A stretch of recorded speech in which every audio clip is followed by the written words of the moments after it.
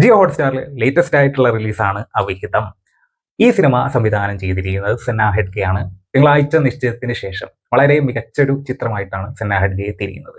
തിങ്കളാഴ്ച നിശ്ചയത്തിൽ എന്ന പോലെ ഈ സിനിമയിലെ ഏറ്റവും പ്രധാനപ്പെട്ട ഹൈലൈറ്റ് എന്ന് പറയുന്നത് കാസർഗോഡൻ കാഞ്ഞങ്ങാടൻ ഭാഷ തന്നെയാണ്. അതുകൊണ്ട് തന്നെ ഈ സിനിമ നാട്ടിൻപുറത്തെ അതല്ലെങ്കിൽ തദ്ദേശീയമായിട്ടുള്ള ആ ഒരു യാഥാർത്ഥ്യ ബോധത്തോടു കൂടി അവതരിപ്പിച്ചിട്ടുള്ള മനോഹരമായിട്ടുള്ള ഒരു സിനിമയായിട്ട് വന്നിട്ടുണ്ട്. ഇനി ഈ സിനിമയുടെ പേരിലേക്ക് വരികയാണെങ്കിൽ അവിഹിതം, അതായത് ഒന്ന് കണ്ടാൽ ആർക്കും ഒന്ന് കാണാൻ തോന്നുന്ന തരത്തിലുള്ള ഒരു പേര് തന്നെയാണ് ഈ പറയുന്ന അവിഹിതം. അതായത് ഈ സിനിമയെ സംബന്ധിച്ചിട്ട് വലിയ സങ്കീർണമായിട്ടുള്ള കഥയൊന്നല്ല, ഒരു ലളിതമായിട്ടുള്ള ഒരു കഥ, അതും ഒരു നാട്ടിൻ പുറത്ത് സംഭവിച്ചേക്കാവുന്ന തരത്തിലുള്ള ഒരു കഥ.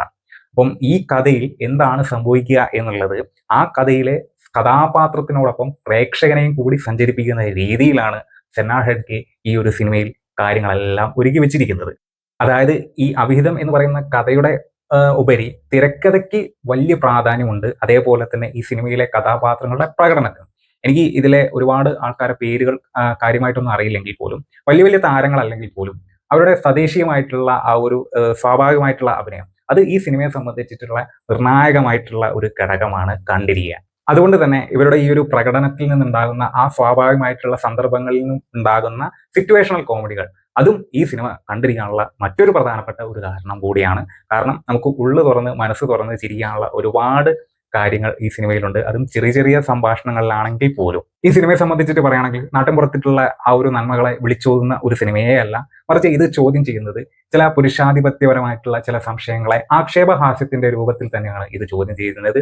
നമ്മളെ നാട്ടിലൊക്കെ ഉണ്ടാകുന്ന ചില ഒളിഞ്ഞ നോട്ടക്കാർ, ഇനി അതുമല്ലെങ്കിൽ സദാചാര പോലീസ് ചമയുന്നവർ, അത്തരക്കാരെ ഒക്കെ ഒരു തുറന്നു കാട്ടുന്ന ഒരു സമീപനമുള്ള ഒരു സിനിമയാണ് ഈ അവിഹിതം എന്ന് പറയുന്ന സിനിമ. പേര് കേൾക്കുമ്പോൾ തന്നെ ചിലപ്പം ഒറ്റയ്ക്കൊക്കെ കാണാം എന്ന് വിചാരിക്കുന്നവരുണ്ടാകും. അങ്ങനെയുള്ള ആൾക്കാർക്ക് തെറ്റി.